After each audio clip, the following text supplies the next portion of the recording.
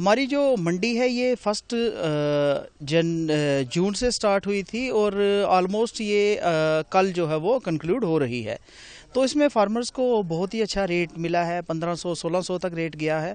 और ये देखिए, ये सिर्फ एक महीने का काम होता है, एक महीने से भी हम कह सकते हैं कि कम होता है, जिसमें फार्मर्स को अच्छी अर्निंग होती है। तो department time to time farmers को इनपुट भी प्रोवाइड करता है।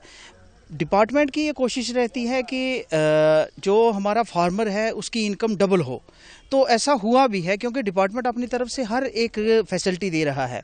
इसमें हम रेयरिंग हाउसेस दे रहे हैं और उसके बाद रेयरिंग किट्स दे रहे हैं, जिसकी वजह से फार्मर्स की प्रोडक्शन जो है वो ऑलमोस्ट डबल होती जा रही है। जो फार्मर्स पहले जिनके पास स्पेस नहीं था, अब उन फार्मर्स को हमने रेयरिंग हाउसेस दिए हैं, जिसकी वजह से अगर वो 1 औंस रखते थे तो अब वो 2 औंस सीड जो है वो रख रहे हैं। और फार्मर्स में काफ़ी खुशी की लहर है इस बात को लेके कि एटलीस्ट अब जो है वो प्राइस इनको अच्छा मिल रहा है।